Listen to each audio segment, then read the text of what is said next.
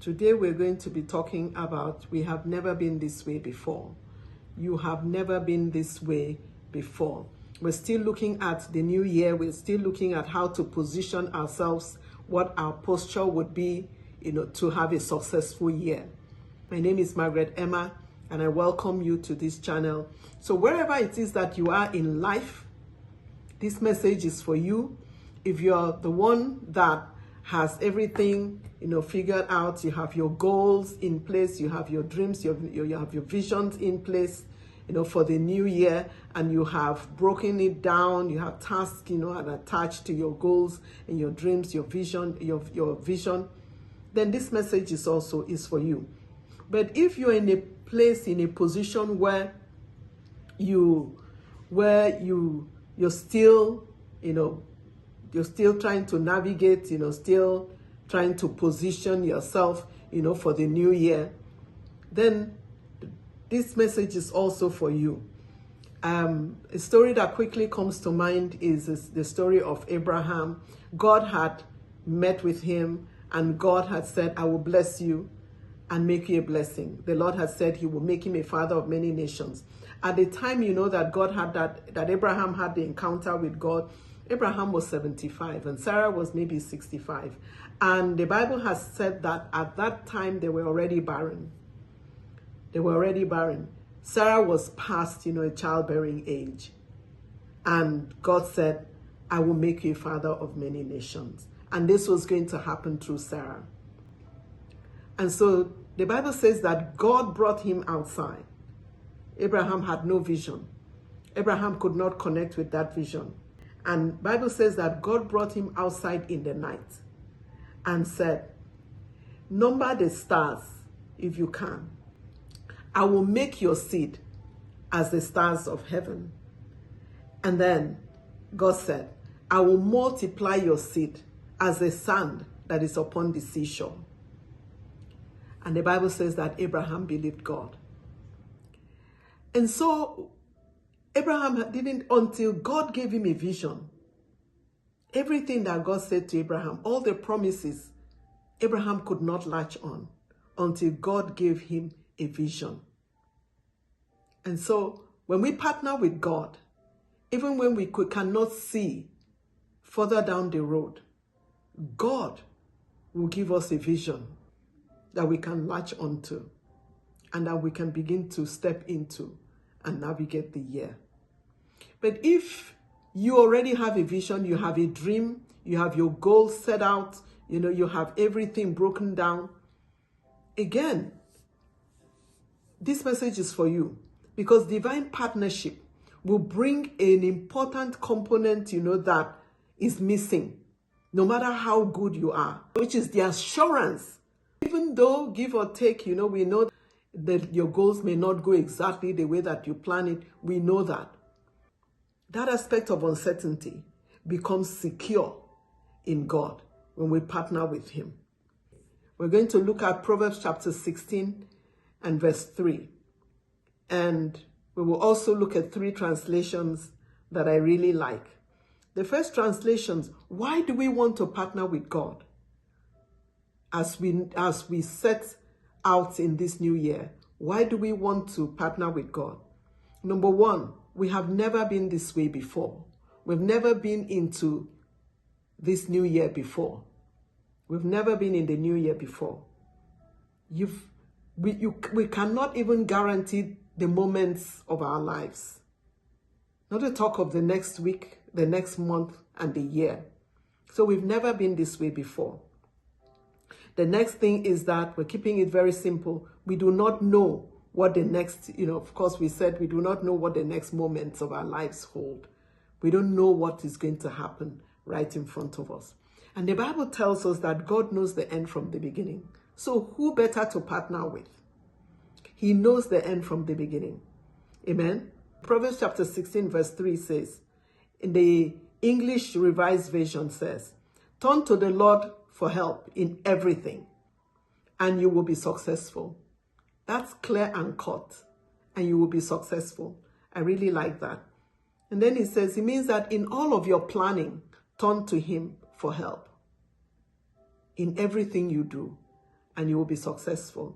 The Good News Translation says, ask, I like this too. Ask the Lord to bless your plans. That is set out. That is clearly set out.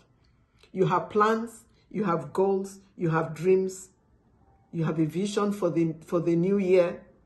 Ask the Lord to bless your plans, and you will be successful in carrying it out. I like that. That is so clean, and you will be successful. Ask the Lord to put his blessing on your plan. The Bible says in the beginning, everything that God did, he blessed it. He blessed it, and it came out, everything came out the way that he wanted it. So ask the Lord, as you make your plans for the year, as you dream, write out, set out your dreams, set out your goals for the year, set out your vision for the year. Ask the Lord to bless your plans, and you will be successful in carrying those plans out. I like that. And then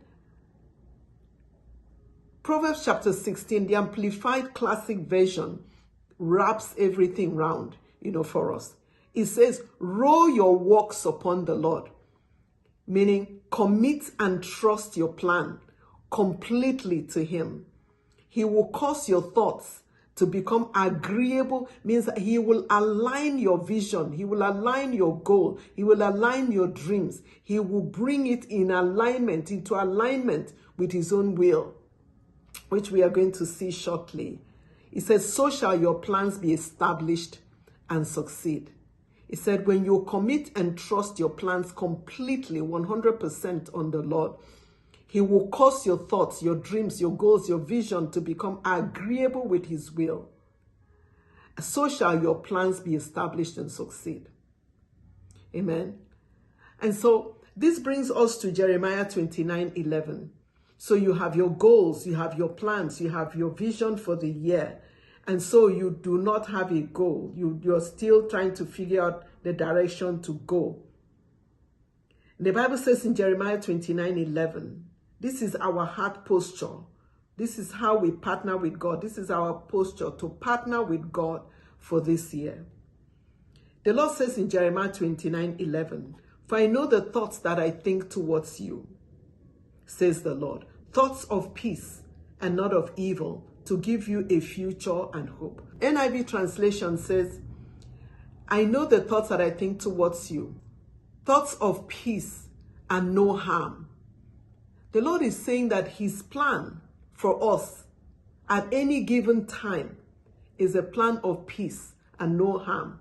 The King James Version says thoughts of peace and no evil. So when God takes your plan and takes your vision, takes that dream and aligns it with his own plan, which is peace and not of evil, to give you an expected end. NIV says to give you an expected end. King James says to give you a future and a hope. It means that the Lord will give your plan. He will give your dreams. He will give your vision a future and a hope. He will give your plan, he give your dreams a future. It means your dreams have a future. There is a guarantee that come the 31st of December of the year, that your dreams and your vision will have fruition. And it will, because Ephesians 3:20 says that God far exceeds our expectation. So when you bring your goals, your dreams, and your plan in alignment with God, you commit it to God, he will take your plan, take your vision, take your goal, and far exceed your expectation. God will he will max it out. He will far exceed your expectation. And you that does not yet have a direction for your goal, God, as you partner with him, the Bible says his thoughts and plans are thoughts and plans of peace. They're shalom. His plan is shalom. Nothing missing, nothing broken. Nothing is going to be missing for you this year. Nothing is going to be broken in your life this year. That is the first vision that God is giving to you. And when you have shalom, when you have peace, he said you have wholeness, you have soundness, you have clarity. When the peace of God comes, you have clarity, when there is no evil, no demonic satanic harassment, you can think clearly. You will be able to position yourself to receive the visions that God has for you for the year.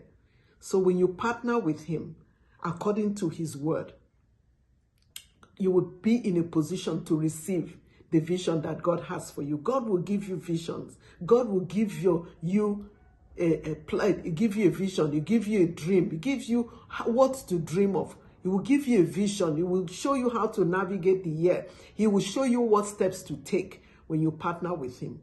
You that already have a vision, you have a goal, he will align it with his own plan and give it that assurance that your plan, your vision, your goal, your dreams will be established and you will succeed. And then verse 12, 13, and 14 of Jeremiah 29, 11 to 12 to 13 to 14, it gives us the direction. It gives us how to posture, how to position ourselves, for God to align with our will, to align our plan, align our goals, align our will, or to align us so that we can receive a direction, for the year. Verse 12 says, then you will call upon me. He's giving us guarantees and assurance. Here he says, you will call upon me. Then you will call upon me. He's giving you guidance, direction on how to partner with him. You will call on me and you will go and pray to me and I will listen to you. When you have the ear of God, when you have the ear of God, you have it made. It's not everyone that has the ear of God. He has lined it up. He said, you will call on me. So there's something you have to do. You have to position yourself to call on God. You will go means that you will separate yourself in fasting, in taking out the time to sit quietly. He said, you will pray to me and I will listen to you. He says, before you call, I will answer. While you're yet speaking, I will hearken. I will hear you. When we pray according to the will of God, he hears us. And because he hears us, because God hears us, we will have that which we petition him. You see that? So when you have the ear of God, you have it made. Because he says he will answer. Let's read further. It says, and you will seek me. Means you take out the time. Take out 3 days, 3 days, 7 days, 21 days, as many are doing. The Bible says, seek first the kingdom of God and his righteousness, his way of doing things, and everything else will be added. Seek first the kingdom of God and his way of doing things, and everything else will be added. When you seek him first, he said, and you will seek me in prayer, in fasting, in setting aside time to spend with me in the word, searching the scriptures to see the promises of God. He said, when you search for me, you search. Jesus said, ask, you receive, seek, you will find, knock, and the door will be opened unto you. So he said, the Lord is saying here, verse 13, you will seek me and find me when you have sought for me with all your heart. So that's our heart posture. This is our heart posture. We will seek him with all our hearts. Wake up a great while before day and seek the Lord. Search for him. Bring all your plan. Come to him. Seek him for direction. Seek him to give you direction. Seek him to bless your plan. Seek him, to help you with your plan. And he said in verse 14, I will be found by you, says the Lord, and I will bring you back from your captivity. I will be found of you, says the Lord. NIV says, and I will restore your fortunes. Means that I will be found by you. You will find me, and I will partner with you. You will find me, and I will make your plan to succeed, and it will be established. You will find me, and I will give you clear direction, and I'll guide you, and I'll help you to navigate the year. Amen. So what we're saying, the two scriptures here, Remember, when we partner with the Lord, Ephesians 3:20 says, God is able to do exceeding abundantly above all that we imagine or ask. Whatever you can dream of, whatever your vision is, whatever your goal is, God is able to max out whatever it is that you plan, whatever it is that your vision is, whatever your goal is. Said is able to far exceed our expectation. And he didn't say according, he said according to the power that is working within you. So God is going to bring his virtue and draw from the virtue that is deposited in you and far exceed your expectation this year. And far exceed your expectation this year. But what does it require? It requires what Proverbs chapter 16 verse 3 is saying, a divine partnership. Commit it to God. Come to him. Bring your plans to God. Partner with him. And God will surely make your plan to succeed. And it will be established. He will make your plan to succeed. And it will be established. Amen. So 2 scriptures that I would want you to meditate on in the place of prayer is Proverbs chapter 16 verse 3. Bring it into whatever translations that you're comfortable with. In this message today, we looked at the Good News Translation, the Good News Translation, the English Revised, version, and the Amplified Classic, translation, with the translations that we looked at. And then we also majored on Jeremiah 29:11, that this is where we start from. This is the vision and the plan of God for us, which is peace, which is shalom, and not evil, to give us a future and a hope, to give us an expected end. That come the end of this year, we would look and say, truly, God has given us an expected end. Amen. Praise the name of our Lord Jesus Christ. Let us pray. Father, Lord, we give you thanks and give you praise. We really want to say thank you and thank you and thank you to you, Lord. Thank you, Lord God Almighty, for helping us, to see the benefits of partnering with you in our plans, in our dreams, in our goals, in our vision. We come and we commit it to you. In the name of our Lord Jesus Christ. Father, Lord, we give you thanks and give you praise. We ask that you, for the supply of the Spirit of our Lord and Savior Jesus Christ, to give us clarity and direction and empower us by your Spirit, Lord God Almighty, to take out the time, to sit with you in prayer. In Jesus' name, amen. If you have not subscribed to this channel, I really encourage you to subscribe. Share this message with family and friends. Share it on your platforms. Like the message. And until I see you again in the next broadcast, remain blessed and bye for now.